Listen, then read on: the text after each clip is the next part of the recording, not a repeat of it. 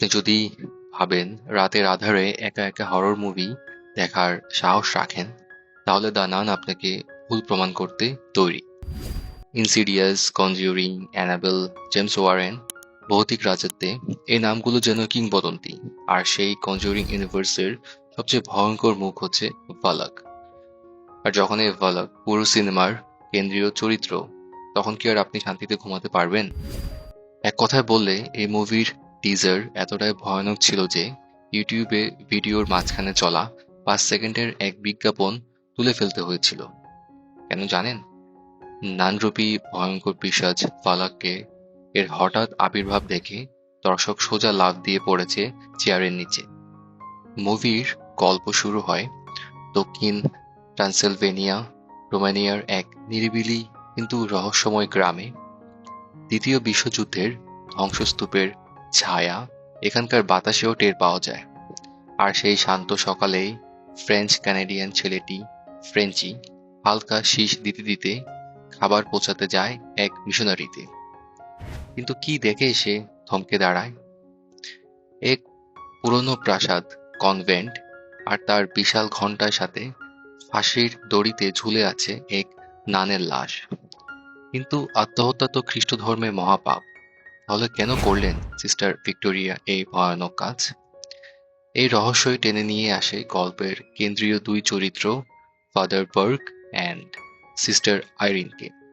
Vatican গোপনে পাঠিয়ে দেয় এই দুজনকে ঘটনাস্থলে, কারণ বিশ্বাস করা হচ্ছে এখানে দাঁড়িয়ে আছে অতি প্রাকৃতিক কিছু। ফাদার বার্ক অতি প্রাকৃত বিষয়গুলো নিয়ে তার রয়েছে ভয়ানক অভিজ্ঞতা।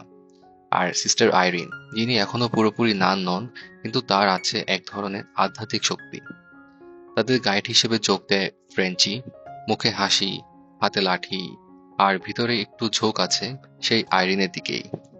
তাদের সামনে ধীরে ধীরে উন্মোচিত হয় এক ভয়ঙ্কর অন্ধকার ইতিহাস। এই মিশনারিতে ঘটেছে এমন কিছু যার পিছনে আছে মধ্যযুগীয় পিশাচ বালাক। বালাক কে? বালাক শুধু কোনো ভূত নয়, সে এক দেবদূত রূপী শয়তান, যার মুখে ধূর্ততা আর চোখে নরকের আগুন। সে চায় ধর্মস্থলেই রাজত্ব কায়েম করতে। সিস্টারদের প্রার্থনা আর বিশ্বাসের শক্তিকেও ভয় পায় না সে। কিন্তু আশ্চর্যের বিষয় হলো সিস্টার আইরিনের গায়ে সে হাত তুলে না। কিন্তু কেন?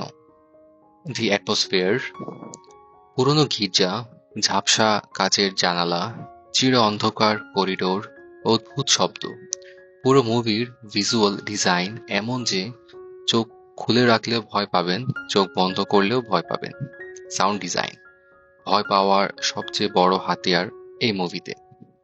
এর সাউন্ড, জাম্প স্কেয়ার গুলো হুট করে এসে শরীরে বিদ্যুৎ খেলে দেয়। একসময় মনে হবে কানে কেউ ফিসফিস করে বলছে ফাদার। মুভির শুটিং স্পট এতটাই গা ছমছমে ছিল, সেট পরিশুদ্ধ করতে একজন আসল পাদ্রীকে আনতে হয়েছিল। অভিনয়ের কথা বললে দ্য সিস্টার আইরিন চরিত্রে টাইসা ফার্মিগা একেবারে গোল্ড। জানি নামটা একটু চেনা মনে হচ্ছে। হ্যাঁ, তিনি হলেন ভেরা ফার্মিগা এর ছোট বোন। অডিশনে সবাইকে হারিয়ে পরিচালক করিন হার্ডি এর মন জয় করে নেন তিনি। ফাদার বার্কের চরিত্রে টিএমএন ভিজির আর ফ্রেঞ্চির চরিত্রে জোনাস লোকুইট দুজনে দুর্দান্ত।